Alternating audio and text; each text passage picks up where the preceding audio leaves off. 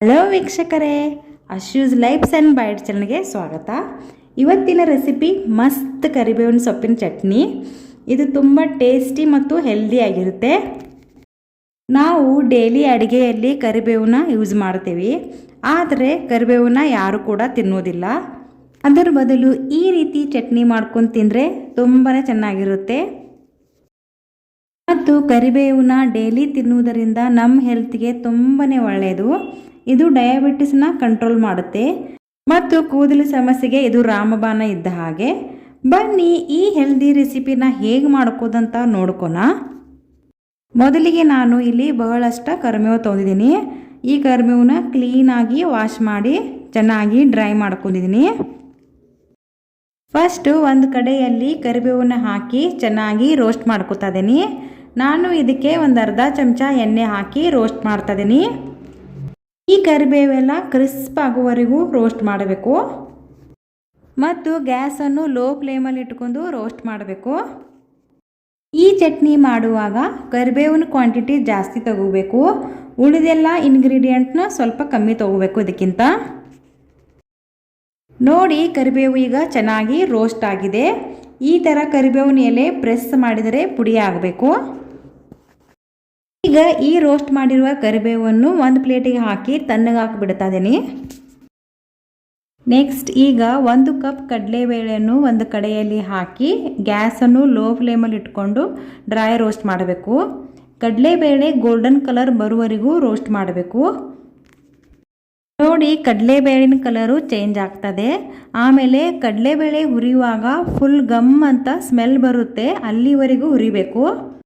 ಈಗ ಕಡಲೆಬೇಳೆ ಚೆನ್ನಾಗಿ ರೋಸ್ಟ್ ಆಗಿದೆ. ಆಗಲೇ ತೆಗೆದಿಟ್ಟಿರುವ ಕರಿಬೇವಿನ ಪ್ಲೇಟಿಗೆ ಕಡಲೆಬೇಳೆಯನ್ನು ಹಾಕ್ತಾ ಇದ್ದೀನಿ. ನೆಕ್ಸ್ಟು ಅರ್ಧ ಕಪ್ ಉದ್ದಿನಬೇಳೆಯನ್ನು ಕೂಡ ಡ್ರೈ ರೋಸ್ಟ್ ಮಾಡ್ಕೋಬೇಕು. ಉದ್ದಿನಬೇಳೆ ಕಲರ್ ಚೇಂಜ್ ಆಗುವವರೆಗೂ ರೋಸ್ಟ್ ಮಾಡಬೇಕು. ಉದ್ದಿನಬೇಳೆ ಕಲರ್ ಚೇಂಜ್ ಆಗಿ ಗಮ್ ಅಂತ ಸ್ಮೆಲ್ ಬರುವವರೆಗೂ ಹುರ್ಕೋಬೇಕು. ನೋಡಿ, ಉದ್ದಿನಬೇಳೆ ಚೆನ್ನಾಗಿ ರೋಸ್ಟ್ ಆಗಿದೆ. ಈಗ ಇದನ್ನು ಕೂಡ ಅದೇ ಪ್ಲೇಟಿಗೆ ಹಾಕಿ ತಣ್ಣಗೆ ಹಾಕಿಬಿಡ್ತಾ ಇದ್ದೀನಿ. ಈಗ 4ರಿಂದ 5 ಚಮಚ ಎಳ್ಳು ಹಾಕಿ ಎಳ್ಳೆಲ್ಲ ಚಟಪಟ ಸೌಂಡ್ ಬರುವವರೆಗೂ ರೋಸ್ಟ್ ಮಾಡಬೇಕು. ಇದನ್ನು ಕೂಡ ಲೋ ಫ್ಲೇಮಲ್ಲಿಟ್ಟು ರೋಸ್ಟ್ ಮಾಡಬೇಕು.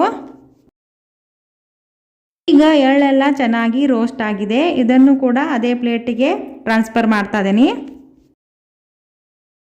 ಎಳ್ಳೆಲ್ಲ ಚೆನ್ನಾಗಿ ರೋಸ್ಟ್ ಆದಮೇಲೆ ನಾನು ಇಲ್ಲಿ 8ರಿಂದ 9 ಬೆಳ್ಳುಳ್ಳಿ ಹೆಸಳು, 7ರಿಂದ 8 ಕೆಂಪು ಮೆಣಸಿನಕಾಯಿ ಮತ್ತು 1 ಚಮಚ ಜೀರಿಗೆ ಹಾಕಿ ರೋಸ್ಟ್ ಮಾಡಬೇಕು.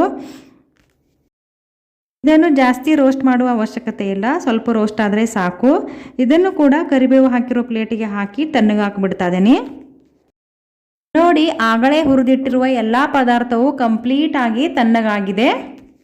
ಈಗ ಇದನ್ನು ಒಂದು ಮಿಕ್ಸರ್ ಜಾರಿಗೆ ಹಾಕಿ ಅದಕ್ಕೆ ಸ್ವಲ್ಪ ಇಂಗು ಮತ್ತು ರುಚಿಗೆ ತಕ್ಕಷ್ಟು ಉಪ್ಪು ಹಾಕಿ ಗ್ರೈಂಡ್ ಮಾಡ್ತಾ ಇದ್ದೀನಿ. ಇದೆಲ್ಲ ಕಂಪ್ಲೀಟ್ ಆಗಿ ತಣ್ಣಗಾದ್ಮೇಲೆ ಗ್ರೈಂಡ್ ಮಾಡಬೇಕು, ಬಿಸಿ ಇರುವಾಗ ಗ್ರೈಂಡ್ ಮಾಡಬೇಡಿ. ನೋಡಿ, ನುಣುಪಾದ ಕರಿಬೇವಿನ ಚಟ್ನಿ ರೆಡಿ ಆಯಿತು. ಈ ಕರಿಬೇವಿನ ಚಟ್ನಿಯನ್ನು ಒಂದು ಏರ್ ಟೈಟ್ ಕಂಟೈನರಲ್ಲಿ ಹಾಕಿ ಸ್ಟೋರ್ ಮಾಡಿ ತಿನ್ಬೋದು.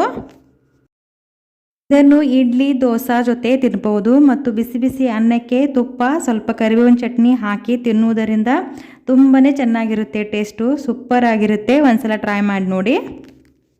ಈ ರೆಸಿಪಿ ಇಷ್ಟವಾದರೆ ಪ್ಲೀಸ್ ಲೈಕ್, ಶೇರ್ ಮತ್ತು ಕಮೆಂಟ್ ಮಾಡಿ ಮತ್ತು ಸಬ್ಸ್ಕ್ರೈಬ್ ಮಾಡೋದಕ್ಕೆ ಮರಿಬೇಡಿ. Thank you for watching.